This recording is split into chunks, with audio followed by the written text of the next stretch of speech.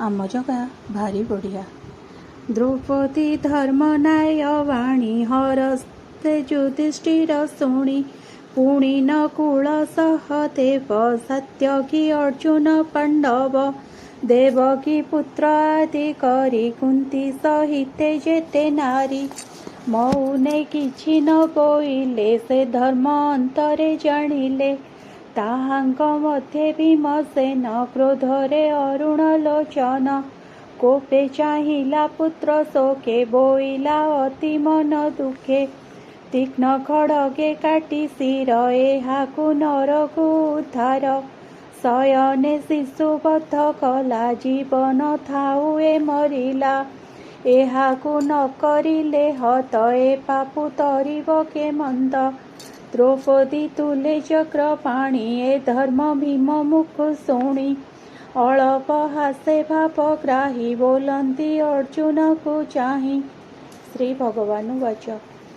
ब्राह्मण वध योग्य नोहि एहा मु शास्त्रे अछि कही जे करे आतताई कर्म ताकु मारिबा अटे धर्म मारण उचित एहार एहाकु रख वीर बर उभय वाक्य मोर कर जे धर्म उचित व्यवहार द्रौपदी पुत्र शोक बेले चित्तु जे बोइलु अवहेले तोहर पुत्र शत्रुहाणी शिर चरणे देवी आणी खंडिव पुत्र शोक तेबे तोर वचन कर एबे शास्त्रे हारे तेज हर जीवन मृत प्राय कर शास्ति लांछने बिहरु ए विप्र जीवने न मरु शोक न थाउ कृष्ण चित्ते कथा कर भीम हिते एकथा मोर सन मत शुणी अर्जुन कृत कृत्य तक्षणे उठी कोप भरे तीक्ष्ण खड़ग धरी करे केश धइला बाम हस्ते मणि जे थिला तार माथे खड़ग धरी दृढ़ मुष्टि मणि सहिते शिखा काटी आणी थोइला बाहु बळे द्रौपदी देवी पाद तळे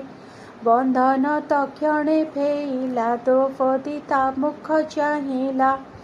बालक हत्या दोषे हीन मलिन दिशे ता बदन मणि हरणे तेज गला नगरु बेगे पळाइला केशव पन धन हरि ताहाकु राज्य दूर करी ब्राह्मण दंडी एहि मते मरण लभई जीवन्ते द्रोणकु मरे शास्ति तेहि ज्ञाति बांधवे रुंड होई सर्वे अत्रुर पुत्र शोके बालक घेनी एके एके दहन कले दुख मने बेहो शुण मुनि जने सुजन हिते भागवत भियाईर समय गीत प्रथम स्कंदे हरिवाणी शुणी संसारुतर प्राणी अमृत श्रीकृष्ण चरित कहई विप्र जगन्नाथ इति श्रीमद्भागवते महापुराण परमहंसा संहिताया प्रथम स्कंदे द्रौपदी पुत्र वधू अश्वत्थामा मणिहरणम नाम अष्टम अध्याय आरंभ। अष्टमे अश्वत्थामा बाणु रखिले परीक्षिते जेणु कुंतीर स्तव कृष्ण पादे युधिष्ठि शोक ज्ञाति पदे सुत उवाच सकळे मिली दुःख शोके मिलिले गंगार उदके मृत उदक दान अर्थे द्रौपदी कुंतीर सहिते अपरे जेते नारी गण सकळे शोक निवारण गंगार तीरे दुःख मने मिलिले सर्वबंधु जने उदक होई गंगा जले द्वितीय स्नान करी गले धर्मनंदन भीमसेन अंबिका सुत जे अर्जुन